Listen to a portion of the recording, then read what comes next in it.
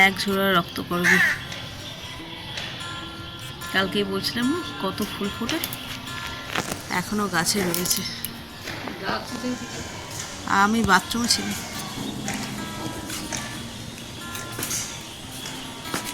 আর একটা জিনিস দেখো, জবা ফুল দেখো, গরম না পড়তে পড়তে এই জবা ফুলের এই একটা, এই গাছে দুটো হয়েছে, এই হলুদ ফুলটা দেখো।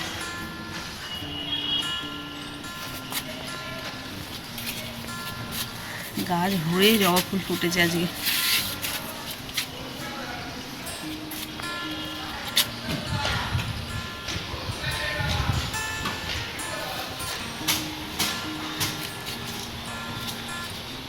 অনেক দিন পরে আবার এত জবা ফুল ফুটলো একসঙ্গে। এই গরম পড়ছে আর ঠিক এইভাবে ফুল ফুটবে।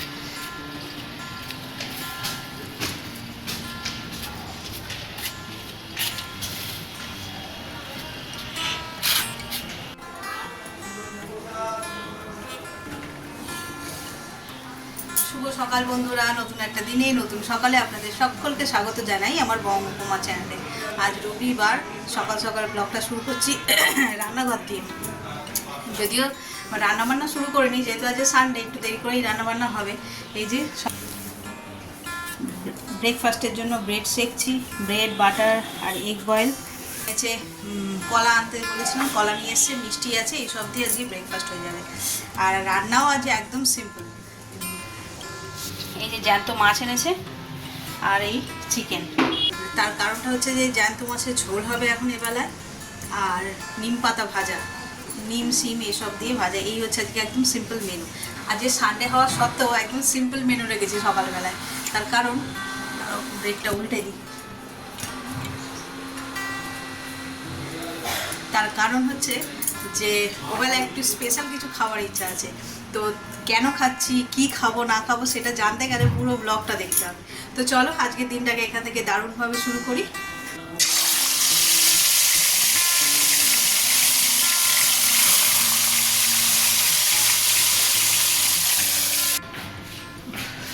আজ রবিবার, শুধু কাঁচা কাঁচা আর কাঁচা। আমি ওদিকে মাছ ভাজা বসিয়ে এলাম একটু ছাদে।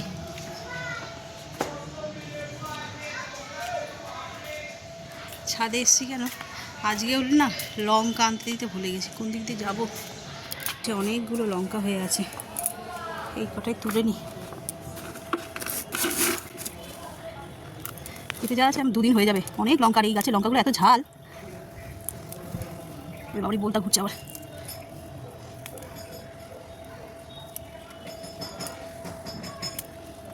সব কটা পেকে গেছে, লাল হয়ে পেকে গেছে।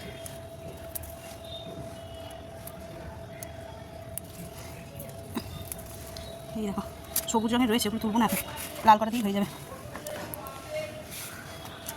সকালবেলা তো তোমাদের দেখালাম কত ফুল ফুটেছে। এইগুলো দেখো, এই পিঙ্কটা কি অপূর্ব লাগছে। আর এর শেপটাও দেখছি নষ্ট হয়ে এসছে, কী করে হলো কে জানে। এরকম পাতাগুলো সব ঝরে গেছে। এগুলো তো টাইম ফুল। বাবারে, ছাদে আসলে মোটে যেতে ইচ্ছে করে না। সকালবেলা একবার এলাম, মা ওরকম চিচিয়ে ডাকলো, এসো এসো করে করে। কত ফুল ফুটেছে।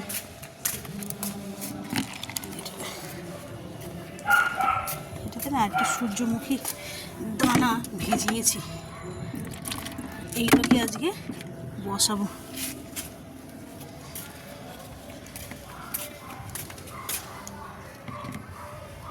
থাক, এখানে কটা পেঁপের দানাও করে রোদে দিয়েছি।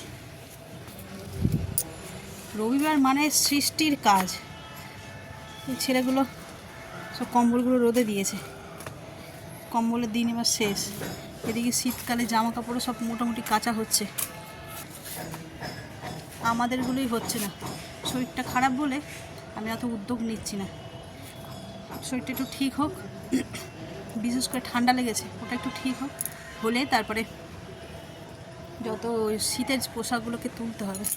না চলো, অনেকগুলো লঙ্কা হয়েছে, তুলে গাছ থেকে লঙ্কা তুলে সোজা একদম তরকারিতে।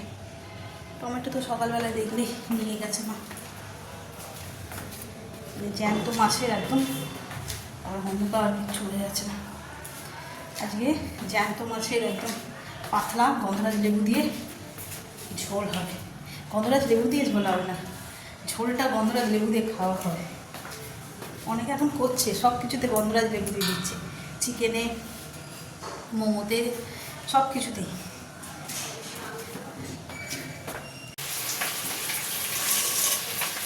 এখানে মাছগুলো সব ভাজা হয়ে গেছে আর এদিকে আমি ঝোল বসিয়েও দিয়েছি। আলু, পেঁপে, কাঁচকলা আর এই যে সজনা ডাঁটা, এই দিয়ে হবে পাতলা ঝোল। আর নিম পাতা বেছে নিয়েছি, এটা নিম আর শিম।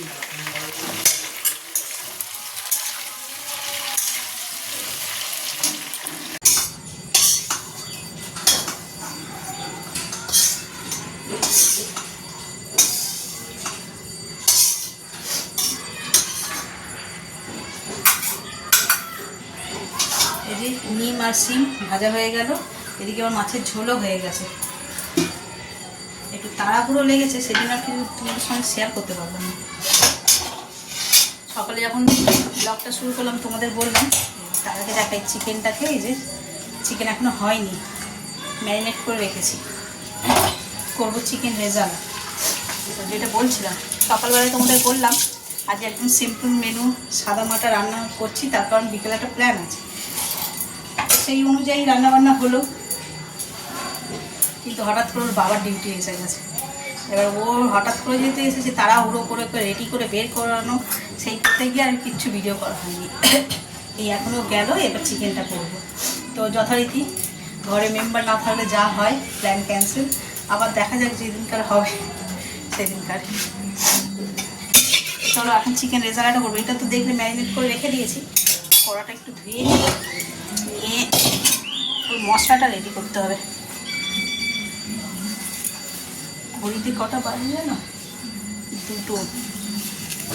আজকে সব দেরি করে উঠেছি, দেরি করে ব্রেকফাস্ট হয়েছে, রান্নাও বসিয়েছি, তখন কটা 12টা বেজে গেছে রান্না বসিয়েছি।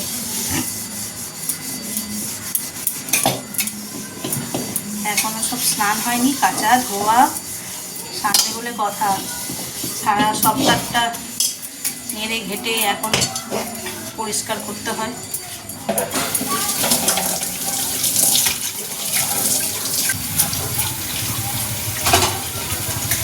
চলো মশলাটাকে রেডি করে নিই, কড়া খুঁটিটা মেরে নিল।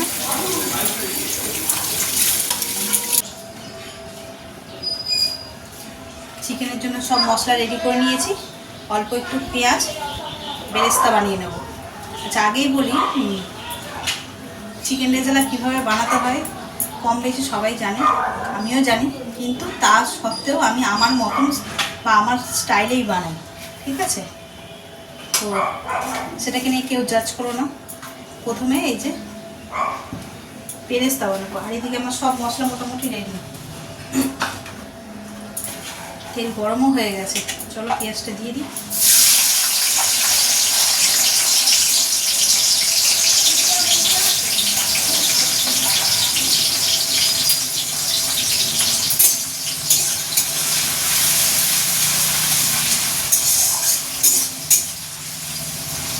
পেঁয়াজটা ভাজা হয়ে গেছে, এবার তুলে নেব।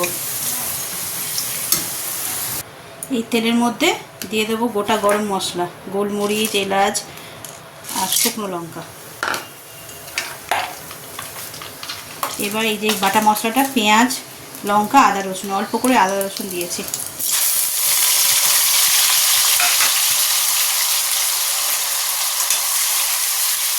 ভালো করে কষিয়ে নিতে হবে। পেঁয়াজটা তো ভাজা হয়ে গেছিলো লাল লাল করে, তারপরে চিকেনটা দিয়ে দিয়েছি। এবারে ভালো করে কষিয়ে নেবো চিকেনটা।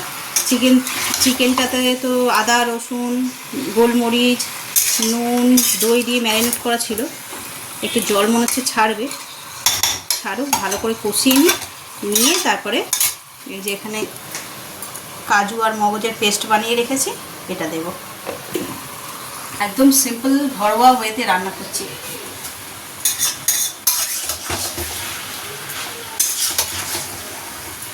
হোটেলের মতন রান্না করতে গেলে আরও অনেক কিছু দরকার লাগে, সেই সব কিছু নেই ঘরে। আর যা যা আছে সেই সমস্ত কিছু দিয়েই চিকেন রেজালা হচ্ছে আজকে। তো চলো এটা ভালো করে কুক হয়ে যাক, একটু ঢাকা দিতে হবে। দেখো মাংসটা ভালো করে কষানো হয়ে গেছে। এইবার কি করব, বাকি মশলাগুলো দেবো। ভেজে রাখা বেরেস্তাটা দিয়ে দিলাম, এখন চারমগজ বাটা এটা দিয়ে দেবো। ডালটা ধো, অল্প একটু গোলমরিচ আর দেবো একটু ধনে, অল্প সামান্য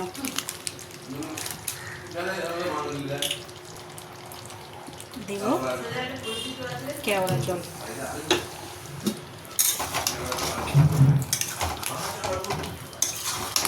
ভালো করে কষিয়ে নেবো এবার এটা দিয়ে। এই যে রেজালাটা একদম রেডি হয়ে গেছে। এবার এতে হালকা একটু গরম মশলা দেবো।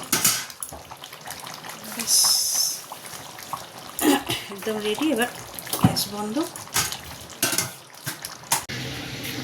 এত বেলা করে খেয়েছি না, শুয়ে ঘুমিয়েই পড়েছিলাম, এই উঠলাম। ভাবছিলাম আজকে একটু হাঁটবো, তবে না, মাথাটা টলবল করছে, হাঁটা যাবে না। ওই টুকটাক কিছু কাজ আছে ছাদে, করে নিয়ে নিচে চলে যাব। গাছে একটু জল দিই। আর সকালবেলা দেখিয়েছি কে জানে সূর্যমুখীর দানা ভিজিয়ে রেখেছিলাম, ওগুলো আরেকটা জায়গায় বসাবো মানে এখন ছোট কন্টেনারের মধ্যে করে বসিয়ে রাখবো। তারপরে যখন চারা বেরিয়ে যাবে তখন অন্য জায়গায় বসাবো। পেঁপের দানা, সূর্যমুখীর দানা এরকম। ওর বাবাও নেই গাছে জলটা দিয়ে দিতে, আমি আস্তে আস্তে দিই। এই কাজগুলো করতে ভালোই লাগে, কিন্তু শরীর যখন না একদম চলে তখন আর কী করবো। আমি কদিন ছাদেই তো আসিনি ভালো করে, আজকে আবার এলাম। চলো, ওই দিকে গামলা বসিয়েছি, জল ভরছে গামলায়। গামলাটা ভরে যাচ্ছে, একেবারে ভরে গেলে তারপরে দিয়ে দেবো।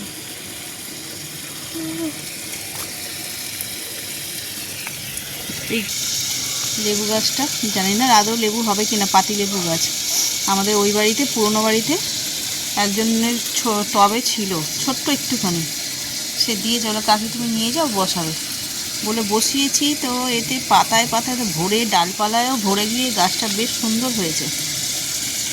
তবে কোনো কলমের গাছ নয়, জানো তো, এমনি দানা ফেলে দিয়েছে তাতেই হয়েছিল। সেই জন্য ফল আসতে তো দেরি হবেই নির্ঘাত। কিন্তু গাছটা খুব সুন্দর হয়েছে, ডালপালা এত সুন্দর হয়েছে না কি বলবো। আর এইগুলো দেখো ব্রোকলি গাছ, ব্রোকলি সব তো কেটে নিলাম দেখলে। তো তার মানে গোড়া থেকে এই যে ঠিক এইরকম ছোটো ছোটো বেরিয়েছিল। ওর বাবা কী করেছে, কেটে কেটে বসিয়েছে, দেখছি সেগুলোও গাছ হয়েছে। হয়েছে যখন থাক, দেখা যাক কি হয়। শুনেছি হয় ব্রোকলি গাছে, শুনেছি হয় ব্রোকলি গাছে নাকি একটা গাছ থেকে ফল কেটে নেওয়ার পরে ওই যে গাছটা থাকে কাণ্ডটা, সেখান থেকে নাকি আবার ফল হয়। তো হোক, দেখি যদি হয় তো হবে, অসুবিধা নেই। বসে আলাদা করে কোনো যত্ন লাগছে না, যেরকম এতগুলো গাছের টেক কেয়ার করা হচ্ছে ওরও হয়ে যাবে। চলো, গামলা ভরে গেছে, এবার জলটা দিয়ে দিই।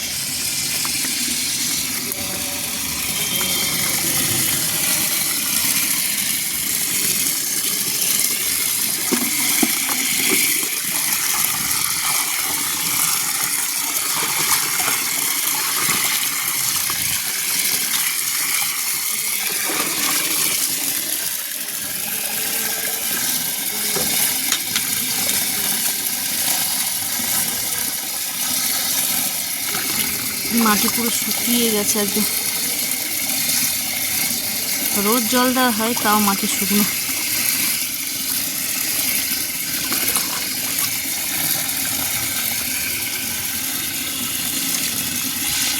এই গাছগুলো দেখো, এটা কি জানো তো, নয়নতারা গাছ। ডালপালা সব কেটে দিয়েছিলাম, কত কাণ্ড বেরিয়েছে আবার।